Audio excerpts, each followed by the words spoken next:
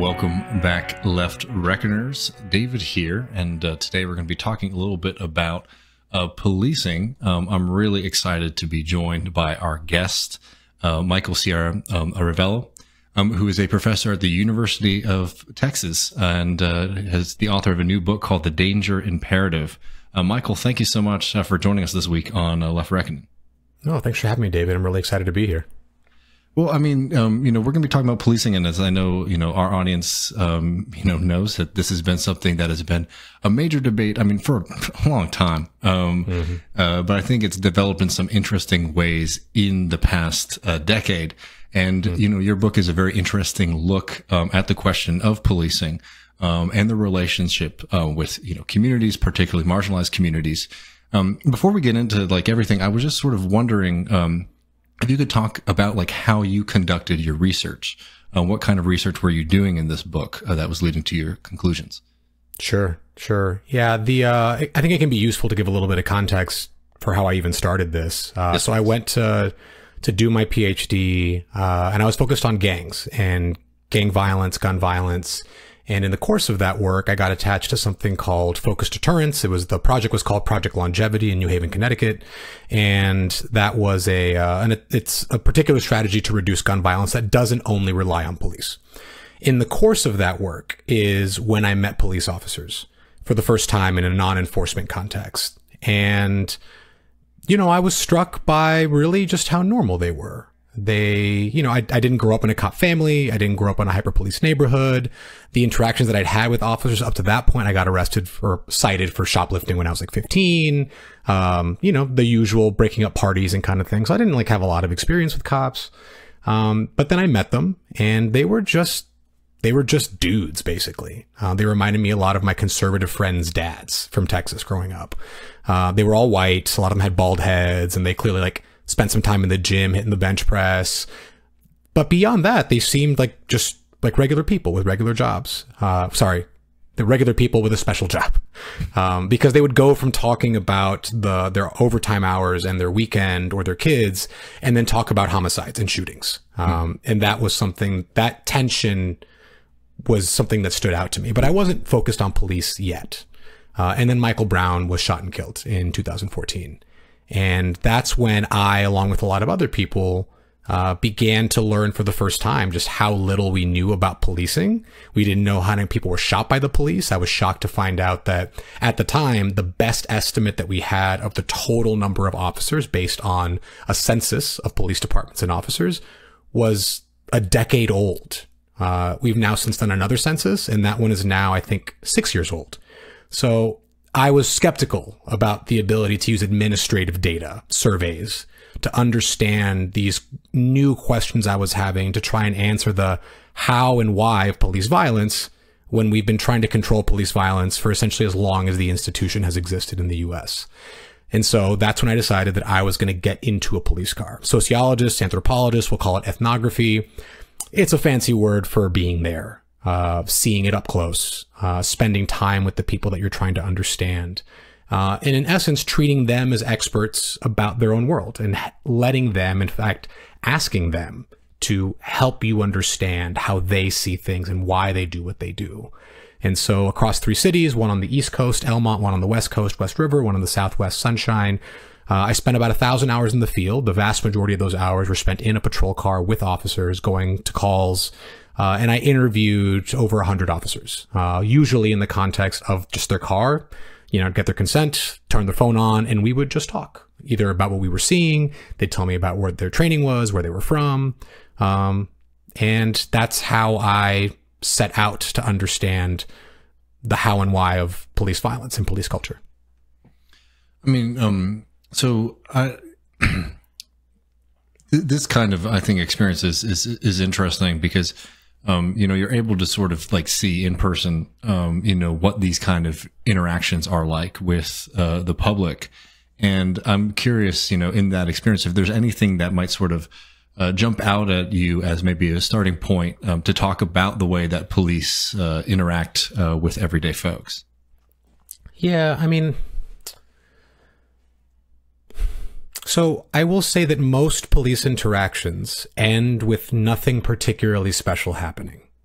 And I think that might be surprising to those who only understand policing through the lens of media. So if you didn't grow up in a place that has lots of police officers in it, namely a poor minority community with cop cars rolling around and cops clearing corners, you might believe that shootings and beatings, like that's just like an everyday thing. They do happen, and they happen far too often. But most interactions end in a pretty mundane way, for good and in good and bad ways, meaning officers rarely solve the problem they're there to address, but these are things that happen in a relatively straightforward way. It's very bureaucratic. It's very procedural. It's a lot of just the facts, man, because I got a board full of calls that I got to get to. They're street level bureaucrats in that way. But that stood in such sharp contrast to how officers talked about their work to me. I saw what it was, which was essentially armed social work, but they talked about their work as if there's no such thing as a mundane call. You actually can't afford to treat anybody as harmless or inherently safe. You need to be prepared at all times to address a potentially deadly threat.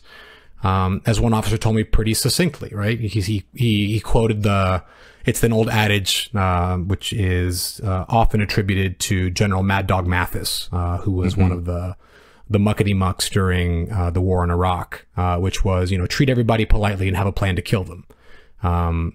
That's an officer told me as such. And that, I think, was this tension that very quickly became the focus of my time with officers was, I see your work.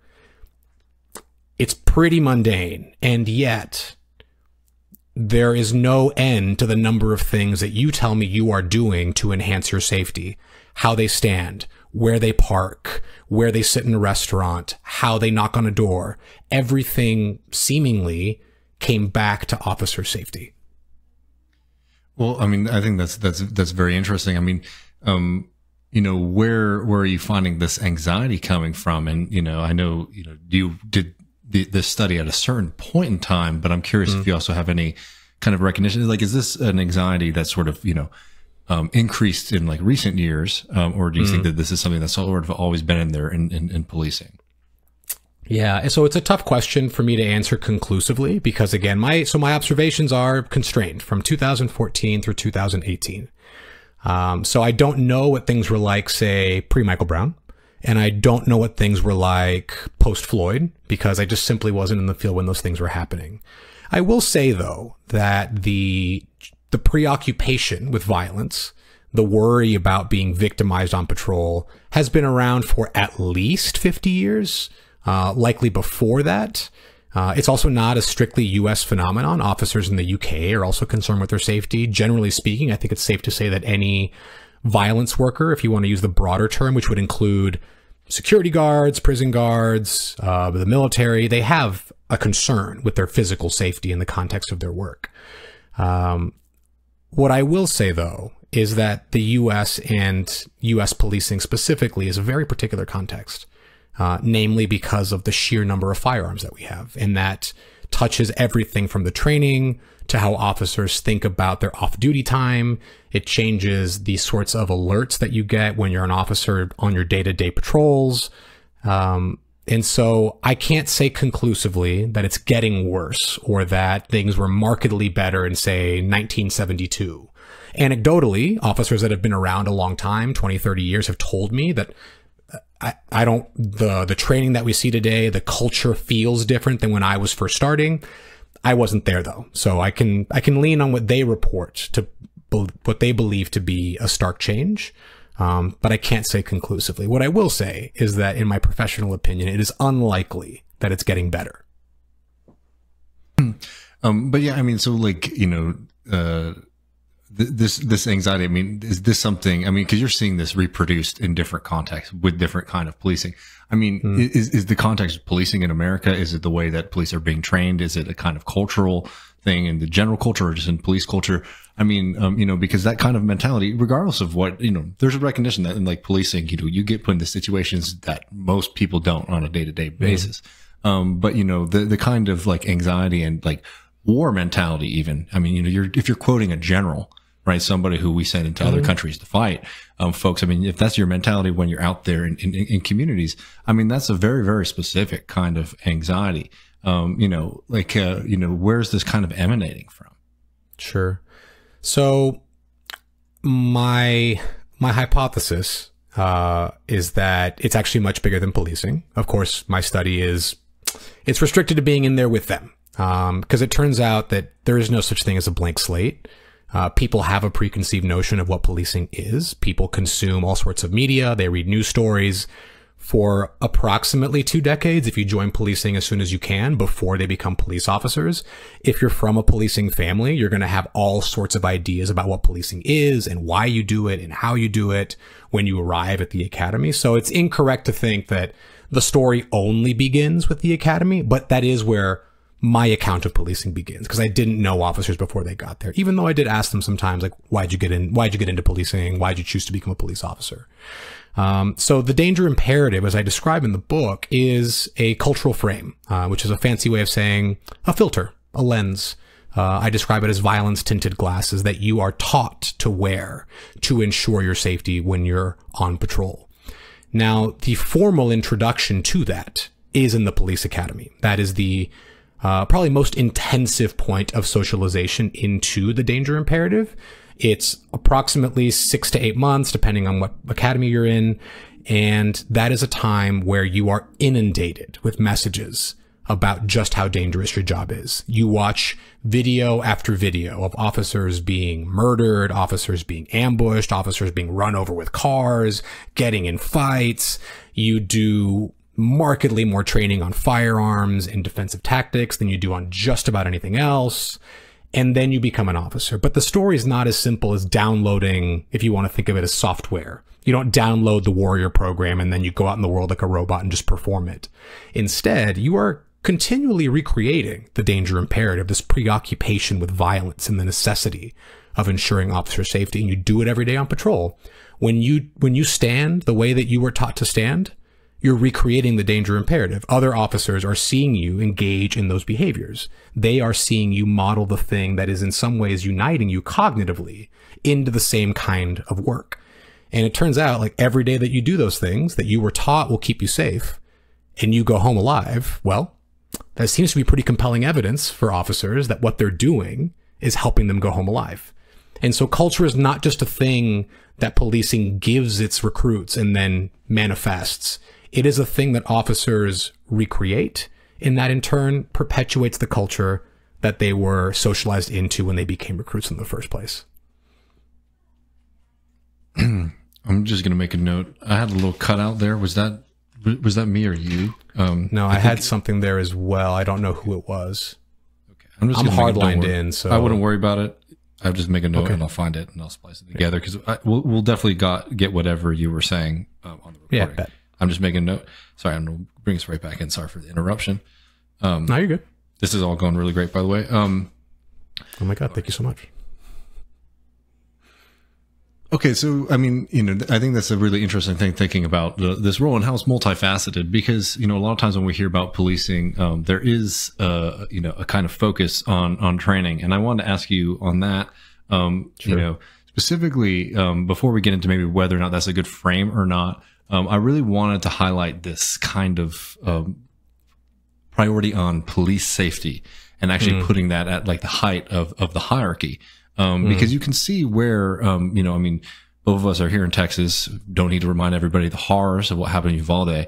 I mean, one of the things that has been shocking about the investigations there is the fact, that the police were, standing outside as this was ongoing. One of the arguments was, oh, this person's very heavily armed. We don't want to put ourselves at risk.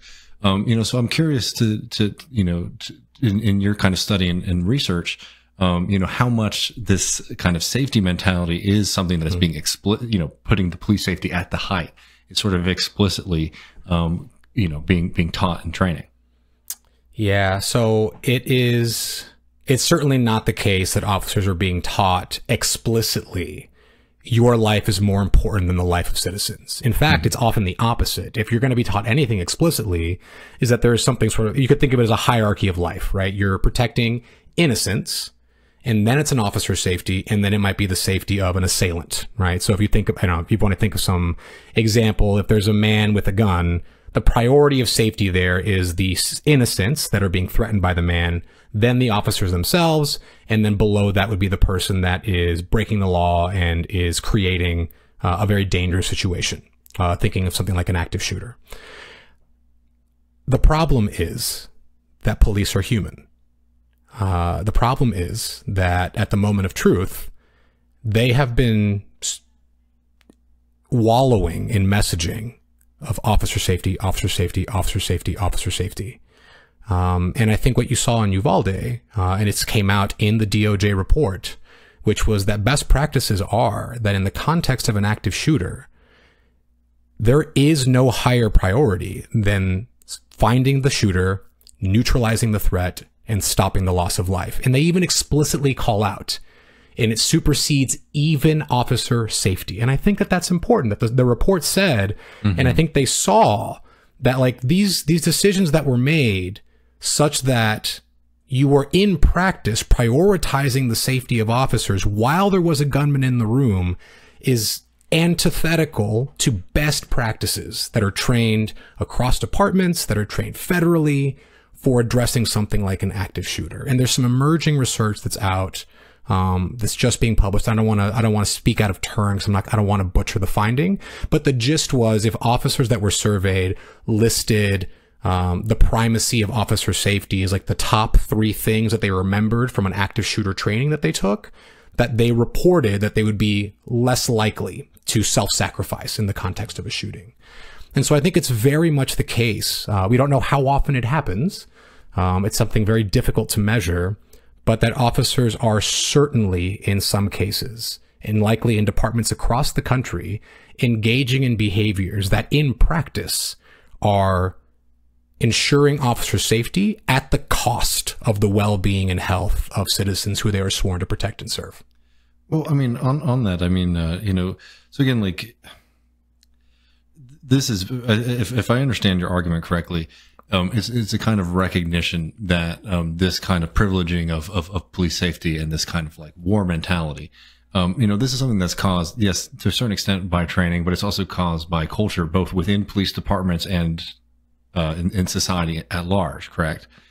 I'm curious about the culture, the role that you find for like accountability. Again, not to make this too Texas specific, but you know, that's been a big fight here in the city of Austin, to have more accountability for police officers in relationship to the city. And certainly in Uvalde, I mean, just putting my card on the table, somebody who's covered this and talked about this a lot. I mean, one of the things that I noticed, like this is the kind of thing that happens when police officers don't feel like they have any kind of accountability, you know, held to their local government, and then certainly later to like the state government. It took a really long time to get some of the people in power and positions of influence in those moments, you know, to face any kind of reckoning for what happened there. And I'm just curious, you know, if you find, you know, accountability for police officers in general, you know, to also play a kind of mentality. Because if the feeling is that like the legal system in terms of police violence against citizens will probably give me, you know, I might be protected here. You know, and like what message does it implicitly send, right? One, yes, you can do what you want, right? But 2, that like I am the most important character in this interaction or this story. So I didn't focus on accountability specifically, but it did come up in conversations, right? And I think particularly with supervisors, say sergeants or lieutenants, they would talk about how they sort of had a responsibility to correct officers. But that there's this fine line that they sort of walk where they're not going to take accountability all the way because like policing is hard and people make honest mistakes, and they'll say things to the effect of, look, everybody makes mistakes in this job. If you make a mistake for the right reasons, I'll back you up. And back you up can look a variety, like it can look like many things, right? It can look like pulling somebody aside and giving them essentially a verbal and importantly unrecorded correction. It can look like backing somebody up at a hearing. It can take many forms. I think that the reality of accountability is less about that officers feel that they can get away with things. That certainly explains some behavior, in some cases like the most egregious behavior when you think about overt corruption. I'm thinking about things like the Baltimore Gun Task Force, right? That was a open secret that these guys were coming in drunk at whatever hours. The higher ups, they had evidence to suggest these guys were doing all kinds of illegal shit. But, you know, they're putting guns and drugs on the table, and that's what people want. And so we're going to turn a blind eye. Similar things with, say, the Riders in Oakland, Rampart in Los Angeles, and the list goes on. But I think that those cases hide the much broader explanation for why these things continue to happen. It's that even if officers don't implicitly think like, I'm going to do something wrong, the fact is that there are vast legal protections for police. And so I would be the first one to say that just because it was an honest mistake doesn't mean that you're like off the hook. Like, there should be accountability, even if, quote unquote, you made the mistake for all the right reasons, because like you control the power of depriving somebody of life and liberty. But we have things like Graham v. Connor, which officers know front to back. They know that perception is the coin of the realm when deciding if a use of force is constitutional or not. The reasonableness standard, which people have heard about. They understand that there is qualified immunity, even if they're not doing something because they know they have qualified immunity. And arguably, indemnification is even more important. And what that means is you can be sued, but the officer's not going to be the one who pays. The city will pay. And so I don't think that this is a story where you have a bunch of cops going and doing stuff because they know they can get away with it. I think it's that the reality of the system is that it's built to ensure that cops don't face the same kind of accountability. There are all these protections put in place, whether or not the mistake is an honest mistake or it's something framed as a mistake by someone who has done something knowingly. Both of those things are likely to not make it into a court of law for a variety of reasons. Well, I wanted to ask, like, you know, so we've sort of outlined a problem, and it's, you know, I think it's very clear why this is an issue. You know, I think people who listen to this program are familiar with, you know, a lot of the kind of popular solutions from, like, let's say from more radical left to maybe the more reformer side when it comes to policing. I'm curious what you find, you know, might be some of the solutions to deal with this danger imperative. So the good news is I got something for everybody. The bad news is that I have no magic solutions. So I do talk about this in the conclusion of the danger imperative. So for the reform-minded folks, I do have a focus on training, in part because training is something that an academy can control. You can pull a policy lever and change training in your department. That's something that chiefs can control at the local level. And they essentially have like dictatorial powers as long as they don't run afoul of the union. And that is a big if, because the unions can be pretty vicious, even with police chiefs, perhaps especially with police chiefs who are trying to change things. But one suggestion is that you should remove bad training. So there is a now infamous fellow by the name of Lieutenant Colonel Dave Grossman. He is the self-professed founder of the field of killology. He's a former West Point professor. He frequently talks about being that he's a ranger or ranger qualified. That means he passed the course, but he's never seen combat. He's never been a cop. He's never actually been a violence worker, but he claims to be the expert on the psychology of violence. And he's been taking his show on the road for the better part of 30 years. He's booked 300 days a year. He claims to have trained tens of thousands of officers. And his book, or his books, one is on combat, one is on killing, are regularly cited in police training. Two of the field sites that I was in have Grossman material in their official training documents or presentations. And it says things like, you must become the predator to catch the predator. It is the warrior personified in a single text in a single person. And so the easy policy solution is we'll stop including that in your training documents. This is not evidence-based.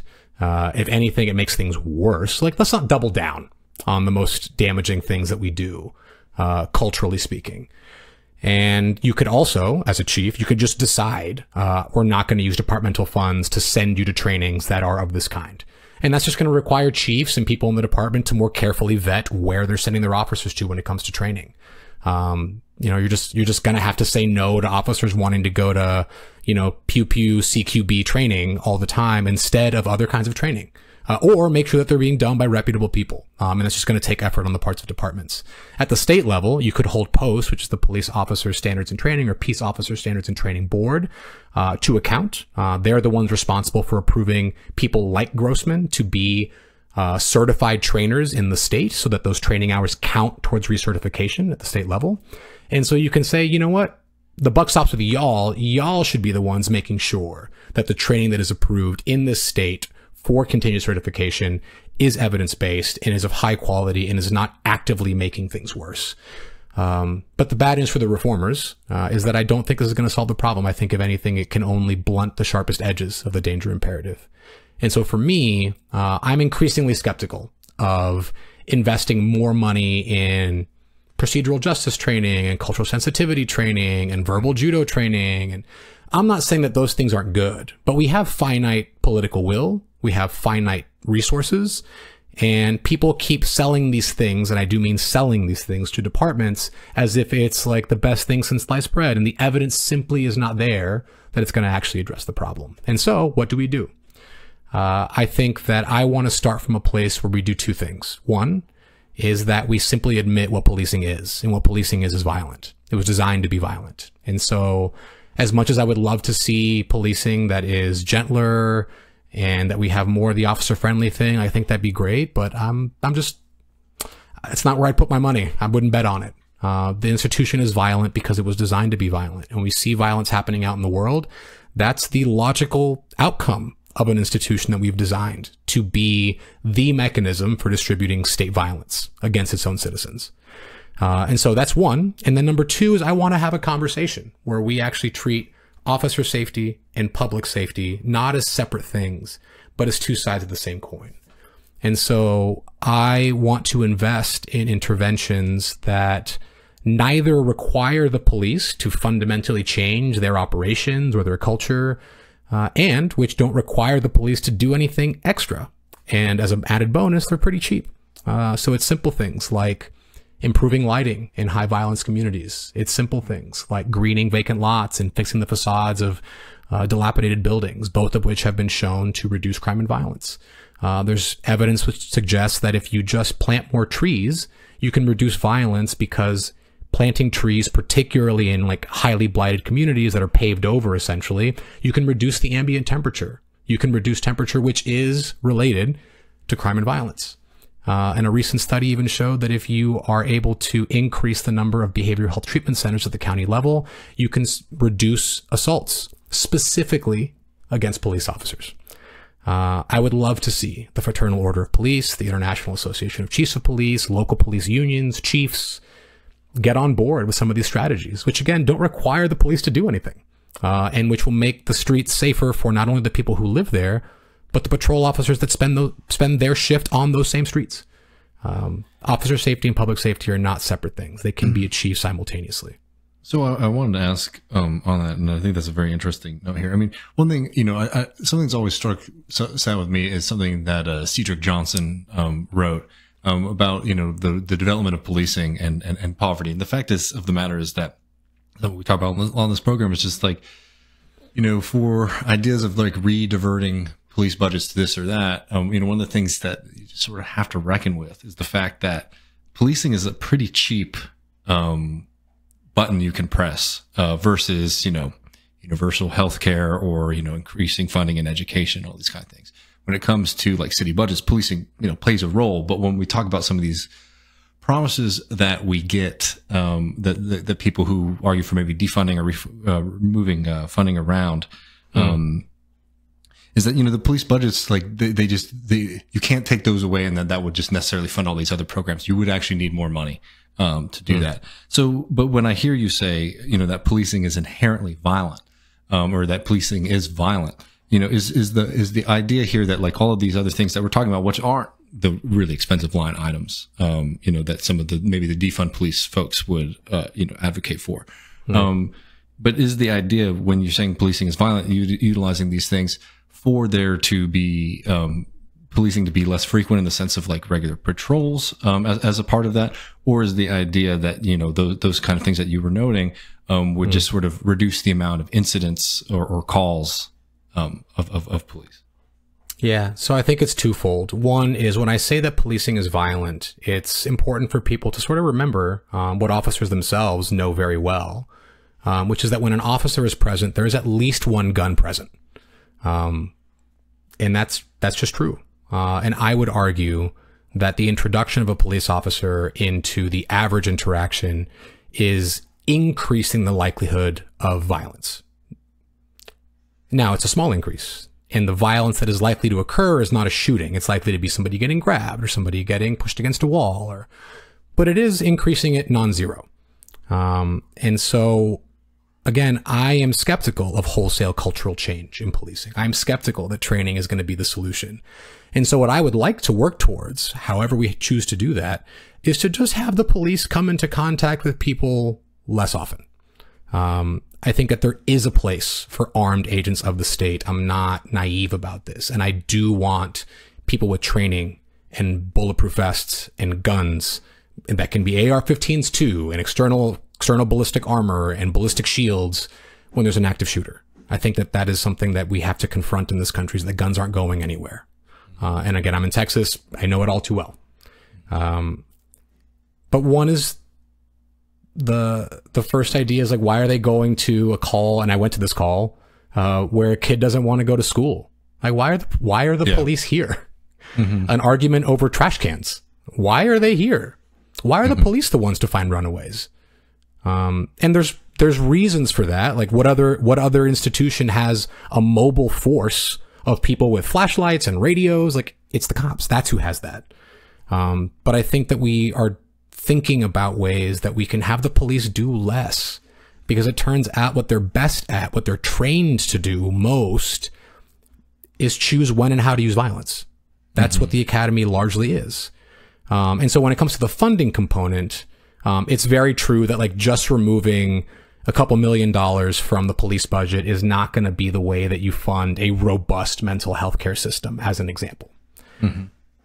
But it doesn't, I mean, why don't we just like try giving $1 million to the local mental health care system? Why don't we try and fund a few more people to maybe go along with the police? There's a program called Cahoots, for example. That program has shown success, and they essentially have alternative responders. And when things get really hairy, they still call in the police, but they're taking things off officers' plates, and they are responding to calls that the police don't really need to go to, because it's like a non-violent mental health call. Currently, in many places, the police are the ones who are going to go. And I think there's a growing recognition that we have, for a variety of expediency reasons, just given police more and more and more and more to do. And police themselves will tell you this. Like, why am I going to this call? They'll call it bullshit. They'll call it nonsense. But it's true. Like, why are they going to this? Why are police officers taking cold burglary calls? Car accident reports? Why? Why do we do that? And so I think there is this recognition here that we, in some cases, like have to keep the police budget where it is, because we've actually made police the only ones who are responding to this vast range of things. If we change that latter piece, it turns out you might not actually need the budgets that you think you need. No, and I think that's a very important and interesting point, is that like when you see like the decay in social spending in America, you know, it's you can't separate that from the fact that like policing has just been the kind of focus and the only thing that does seem to increase from city by city. I wanted to ask you one last question, if it were okay on time. No, I got more than enough time. I'm with you until we're done. All right. Well, perfect. The last thing I want to ask you is, you know, in your conversations with police, both during your research and maybe afterwards, you know, what the reception, you know, to these ideas have been, from police, and, you know, politically, if you think that there is any kind of, space, you know, to have, you know, kind of public support from certain, you know, members of law enforcement who might want to support these kind of, solutions. Sure. Well, as you can imagine, there's been mixed receptions. So most of the critical feedback, perhaps unsurprisingly, is on Twitter, usually from anonymous accounts that are just like really upset about the idea that I would call out police for a worldview that results in like very predictable catastrophes, including for them. And the short example is they don't wear their seatbelts for their safety, which is like a deeply ironic, deadly ironic, in fact, thing that they do because they want to get to their gun and get out of the car fast when there's a criminal or a shooter. And instead they wrap their car around a light pole, or they crash into each other racing to a scene. And that is ostensibly like for safety. From their perspective, I am being very naive about the reality of policing, that the danger imperative is necessary, that the danger imperative is an adaptation to the reality of a violent country with lots of guns. And essentially, and now I'm editorializing, but I suspect that the critique is you are advocating for removing or changing a culture that is necessary to keep our cops alive. And by extension, you are essentially advocating for more dead cops. Now, no one has said that explicitly, but I do think that is the train of logic. And then others, and I've mentioned them already during our conversation, they are officers that have themselves seen the danger imperative run amok. They have seen the preoccupation with officer safety metastasize into something wholly different from a very rational and frankly unassailable concern for personal safety. They see that this gets used to justify bad uses of force. They see that it gets used to justify a lack of accountability. The classic example being, well, we can't see officer misconduct records because if we can identify officers, that's a safety risk for officers. It turns out that you can find safety being mentioned in all sorts of ways that, surprise, surprise, preserve and expand police power and autonomy. And so some officers very much see that. And they're officers who said, I've been saying this for years. We taught our officers to be scared. And frankly, they've been like thankful. They've been thankful that someone has like pointed it out that's like not a cop. But I think it remains to be seen whether politically there's space for this. But there's a reason why in the conclusion of the danger imperative, I do stipulate that it turns out some of the things that I'm suggesting are good for officers too. Like officers should be 100% on board with better lighting on the streets they patrol. Like who would be against that? And I think that if we emphasize that officer safety is also going to benefit, that might be the window. That might be the opening that we need to help get police officers, police chiefs, and police organizations on board with simple evidence-based interventions that can reduce crime and violence. You know, and I think also, you know, the point about reducing the amount of incidents or things that they're being called for might be popular if you can frame it in the right way. Because like here in Texas, and I assume it's similar in other parts of the country, you know, though they like to blame it on, you know, these woke activists who have taken over all of these cities, a lot of police departments are having a hard time hiring. And what that means for police officers is that they're doing more and more and more and asking to be, you know, working so much. I mean, apart from, you know, the specific aspects of policing, anybody in a kind of situation where they're being overworked is difficult.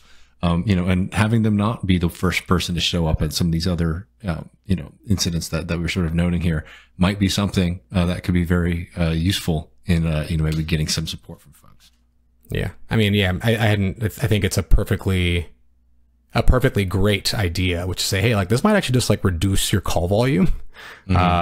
And it might help you address the staffing crisis, which like it is how bad the crisis is not currently known, but there's evidence from multiple cities. We don't know what it is nationally. It is certainly the case though, that we have empirical evidence that officers are leaving. They're usually transitioning within policing. They're not like leaving the profession, but they're going to what they perceive to be more politically friendly waters in say a suburb like Leander or Cedar Park, versus Austin. They're going to suburbs, to places where sometimes the pay is simply better. And other times where they just think, you know what, it's just going to be, I'm tired of doing city policing. I'm tired of Black Lives Matter protests. I'm tired of the headlines. I'm just going to go to a smaller agency and my life is just going to be easier there. That leaves the urban agencies, city agencies in a bad spot in a variety of ways. And so I'm 100% on board with you. Like, let's have the police do less. It seems like that's probably a good thing all around. Well, and then I think we can definitely agree. Michael, I do appreciate you coming on the program so much. We're going to have a link below to your book and to your Twitter. Yes, there we go. And people should definitely pick it up. It's really fun. You know, and if there's anything else you want to direct folks to, you know, let us know. If not, really appreciate you taking the time. Yeah, for sure. Thanks, David. Yeah, the Danger Imperative, Violence, Death, and the Soul of Policing. It's available on Amazon and everywhere books are sold. I hope that you pick up a copy. If you do, please leave a review. And if you want to get a sneak peek of some field pictures that didn't make it into the book, please go to www.dangerimperative.com. And you can also shoot me a message if you have any thoughts about the book. I'd love to hear from you. I really appreciate it. All right. Thanks so much, David.